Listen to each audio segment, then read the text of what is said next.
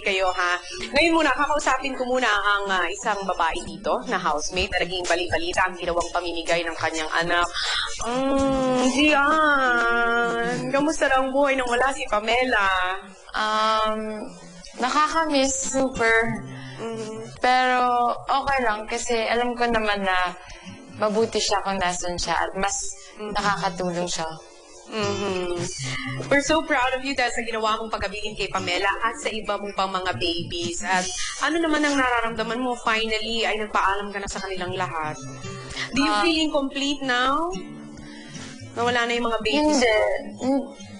Siyempre, malungkot. Pero hindi naman sa incomplete kasi alam ko na kahit na hindi kami magkahiwalay, nasa-serve ko yung purpose kung bakit kami nagsama. And at the same time, sila. Nasa-serve yung purpose nila. Maraming salamat sa iyo, Gian. Maliban sa iyo, alam kong marami ring natutunan ang iba pa nating mga housemates. At yan ang ating pag-uusapan sa aking pagbabalik, ha? Yung inyong mga natutunan. Ha?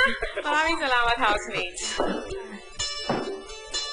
Ngayon mga kapamilya, mula kay Gian, kakausapin naman natin ang dalawang ex-housemates na naliling sa kanya.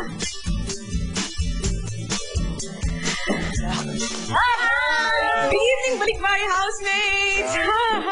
Excited na ba kayong pumasok muli sa loob ng bahay ni Kuya? Opo, excited po kami. Thank you, Kian. Kayong apat, excited na ba kayo sa mangyayari ngayong gabi or you're scared? Siguro mas kinakabahan and scared, no?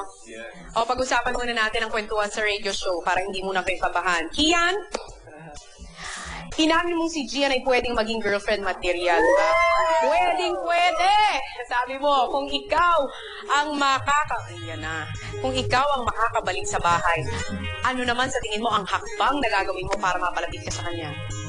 Do you think you're going to make a move already? Pero para sa akin, importante talaga yung friendship foundation po. I believe, Kasi so. hindi naman pwede mag-jump into a relationship. So, we'll see how it goes na lang. Be natural lang. Let Be things happen. natural, okay? Just be yourself. Ito pang isang taong ipinahayag ang interest niya kay Gian. At ito ay ang ating mixer na si Zig. What's up? Yo, Zig. Sinabi mong passive si Gian. Aminin mo yan. Dati sinabi mo yun. She's passive. Kung sakaling ikaw naman ang makabalik ng bahay, how will you make her active? Active. Press the active button if there is. Ano? Press the active button. Kunya. Where is that button? Oh, I don't know. I have to find it muna. Okay. You have to find it. Very intriguing naman yung binitawan mong salita niyo. Pero teka muna ha, housemate. Sino naman kaya muli sa inyo ang magiging active sa loob ng bahay? Just in a while, in a few moments ay babalikan ko kayo at ihahayag ko na ang desisyon ng taong bayan. Good luck. Bye. Flowing na. Ang boto ng taong bayan at isang task na nagpatunay sa lakas ng samahan ng ating mga housemates. Yan sa pagbabalik ng Pinoy Big Brother Season 2. Sa apat na balikbahay housemates, sinong dalawang nais yung manira muli sa Big Brother House? Sino kinahasmin? Ian? Wendy? Zeke? Ang karapat-dapat na mabigyan ng isa pang pagkakataon. Go text BB space name of housemate and send to the following numbers. You can also vote online or through ABS-CBN vote cards. Ang gusto ni Kuya, ikaw ang magdesisyon. Balikbahay sa Pinoy Big Brother Season 2. Sa daily task ng mga balikbahay, ipinaghanda sila ng espesyal na kamote lunch. At ipinakain sa mga housemates na tuwang-tuwa sa kanilang masarap na tanghalian. Contest, ututan. Correct. Wala silang kaalam-alam na ito pala'y isang paghahanda para sa isang siksik na task sa pagsapit ng dapit hapon. Housemates, sa araw na ito, susubukan ko ang inyong teamwork. Is known as Arinola Gang. Para mawala na ang arinolang parusa ni Nel, Saisi, Beatriz at Cruz, kinakailangan magkasya ng ating mga housemates sa isang napakalit na kotse at kinakailangan hintayin nila ang hudyat ni Kuya.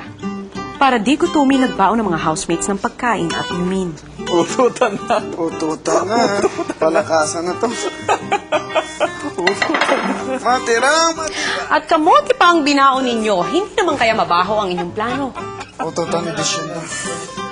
Wow, super. Wow! Wow, eto.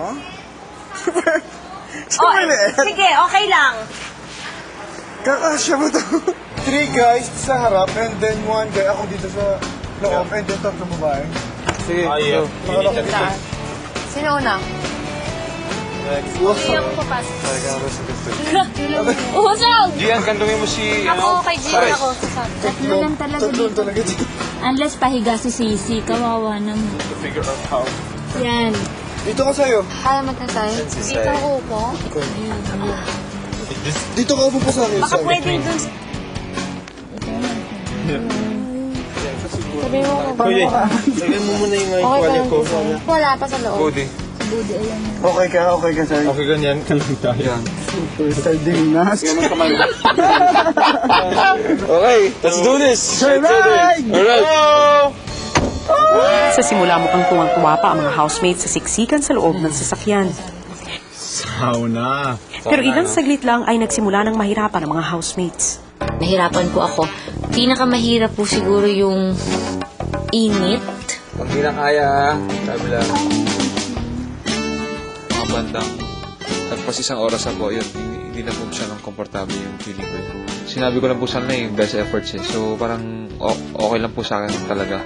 Kung talagang hindi na talaga kaya. Para mawala yung ngalay, just try to move your toes. Siyempre, isa ako dun sa 4 na isi-save. So, parang ang bigat po sa loob na init, nagko-complain. Kasi iba to matawa. Can't feel my toes na. Swelling. Mahirap po, pero yun yung para naman po yun sa mga kasama namin, di ba? Nakikita naman namin na naghihirap na rin sila. So yun po, inisip ko lang makakatulong sa kanila. So, ayos lang po. Housemates. Kaya pa ba? Aba, at ayaw nyo talagang lumabas, ha? Pilit na talaga ako sasamahan ninyo, housemates. Mga balikbahay naman, pumunta na ng maluwag na sa kusina para magluto ng hapunan. Sa activity area, binigyan ng pagkakataon ni Kuya ang mga nagsisisikang housemates na mag-unat. Bibigyan ko kayo ng oras para mag-stretch. Iba po talaga yung samahan namin, kuya. Sobra kaming parang united and yung pamilya talaga yung trato and pagmamahal namin sa isa't isa dito. Well, yes. You're 9. Sino no? No. Okay. Aba, at talagang kinakaya nyo ang task na ibinigay sa inyo ni Kuya, ha? Ang lakas ng fighting spirit nyo, housemates. Sinet ko na po yung utak ko na tatapusin ko po yung task. Inisip ko po, yun nga, kanindasyon ko po na kaya ko para po sa kanila. Housemates, pagkatapos ng isang oras, isa sa inyo ay makakalabas. Okay, go. Go, Nel. Ako, kuya. Go, labas ka. Budi. Yan. Para matuwa ang mga kasama, sumayaw na si Bodhi.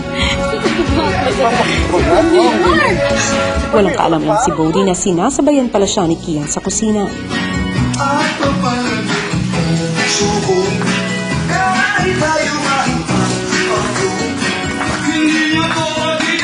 Wow, Senti. How did you know? How did you know? Para malibang ang mga housemates, nagparinig ng mga awitin si Kuya. Pero naapektuhan si Saisi. Ha? Happy to right. Kaya mo yan, kaya mo yan. Wait. Hey, Sai. Saisi, bakit ka umiiyak? Wala po. Kaya po. Pwede ko siya palitan. May naalala lang po. Si Kuya Rai po. Last dance po.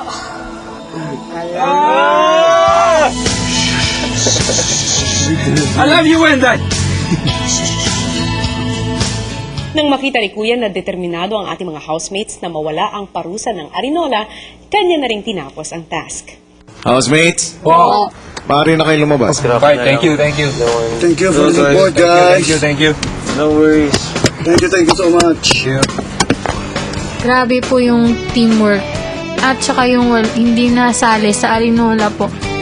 Sobrang nagpapasalamat po kami. It was really very difficult for me, pero parang I really focused and I concentrated na ma-achieve po yun.